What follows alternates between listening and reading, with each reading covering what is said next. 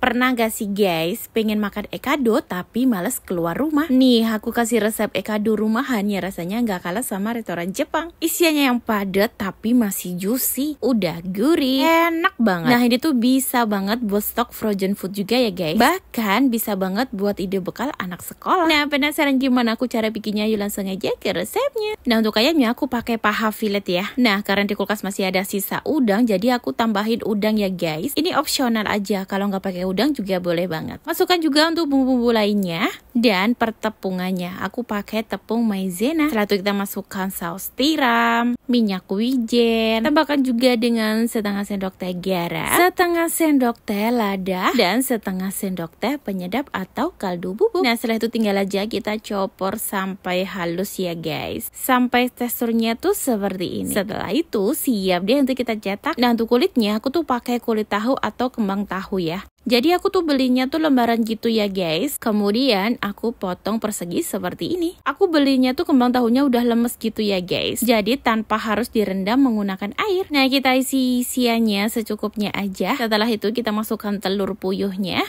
Kita bungkus dan rapatkan. Ikat menggunakan daun bawang atau daun pandan. Pastikan sampai rapat ya guys, supaya nanti saat digoreng gak lepas. Nah lakukan seterusnya hingga habis dan juga selesai. Nah guys, supaya hasilnya tuh lebih rata atau sama, untuk isiannya boleh banget ya kita timbang, biar nanti hasilnya tuh sama, gak ada yang besar atau yang kecil. Kalau aku tanpa ditimbang ya guys, jadi hasilnya tuh ada yang besar ada yang kecil gitu. Nah guys, setelah selesai dibungkus semuanya dan adonannya habis, ini tuh bisa banget buat stok frozen food ya. Tinggal masukkan ke dalam wadah dan simpan ke dalam freezer. Jadi sewaktu-waktu kalau kita pengen ekado tinggal goreng aja. Dan ini tuh sisanya aku goreng ya guys. Siapkan minyak yang benar-benar panas. Setelah itu kita goreng ekadonya. Digoreng aja hingga mateng, warna kuning kecoklatan seperti ini. Gunakan api sedang cenderung kecil aja ya, supaya matangnya tuh lebih merata. Nah guys, setelah mateng tinggal aja kita angkat satu persatu dan tiriskan terlebih dahulu ya. Untuk satu resep ini aku tuh menghasilkan kurang lebih 20 ekado gitu ya guys. Dengan ukurannya tuh yang gak sama, ada yang besar ada yang kecil. Guys, selain itu ini tuh cocok banget buat ide jualan juga ya, atau bekal anak ke sekolah. Dijamin deh anak-anak pasti suka. Nah guys, goreng sisanya hingga habis dan juga selesai ya. Nah lihat aja, kalau kita bungkusnya tuh nggak rapat, nanti daun bawangnya tuh akan lepas. Jadi bungkusnya atau ngikatnya tuh bener-bener rapat ya guys, supaya nggak lepas saat digoreng. Nah udah deh jadi. Gimana, beneran simple banget kan cara bikinnya? Ekado rumahan yang padat tapi masih juicy. Buat lauk makan aja enak, apalagi kalau dicemilin. Cocok dengan saus